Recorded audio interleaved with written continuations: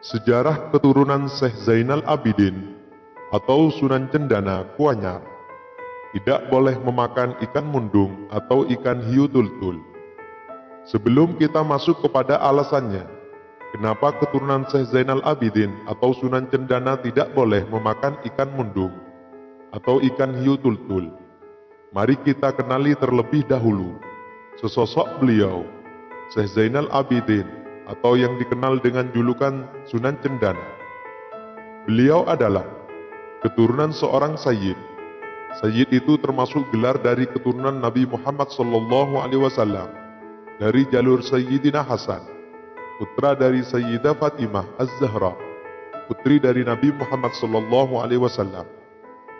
Beliau Sunan Cendana menurut silsilah termasuk keturunan sayyid, keturunan Rasulullah SAW yang ke-25, dan beliau juga termasuk keturunan Sunan Ampel, sang pelopor penyebar Islam di bumi Nusantara Indonesia. Menurut cerita, beliau menyebarkan agama Islam di bumi Madura itu atas perintah leluhurnya, mulai dari Sunan Ampel, dan meneruskan perjuangannya. Konon pada masa itu di Madura masih banyak yang tidak memeluk agama Islam. Mereka kebanyakan masih menyembah agama selain Islam. Maka dari itu, diutuslah Syekh Zainal Abidin untuk menyebarkan agama Islam ke Pulau Madura dari arah timur hingga ke Madura bagian barat, yaitu di kota Bangkalan, Madura. Hingga akhir hayat beliau meninggal di Bangkalan, tepatnya di daerah Kecamatan Kuanyar. Namun sebelum beliau menyebarkan agama Islam dan masuk ke tanah Madura, ada kejadian aneh tapi nyata. Pada saat beliau mau berangkat menyebarkan agama Islam, waktu itu beliau harus menempuh perjalanan jauh dengan menyeberangi lautan, karena pada masa itu belum ada kendaraan selain hanya perahu. Dan setelah beliau mau berangkat ke Madura, ternyata tak ada perahu yang mau ditumpangi.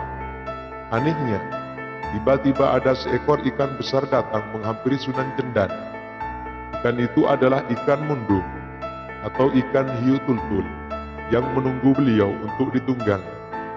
Akhirnya, beliau menunggangi ikan itu karena atas perintah ikan itu sendiri, dan ikan tersebut mengantarkan beliau sampai ke Pulau Madura, tepatnya di arah selat timur Madura.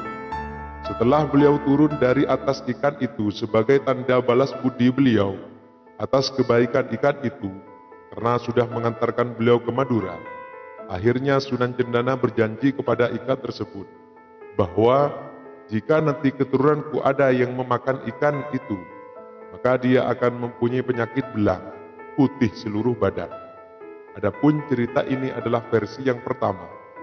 Namun menurut versi yang kedua, cerita tadi, ikan yang mengantarkan Sunan Cendana itu ada yang mengatakan saat waktu beliau mau pergi ke Makkah, saat pulang dan pergi, beliau diantarkan oleh ikan tersebut, yaitu ikan mundung dan hiu tultul.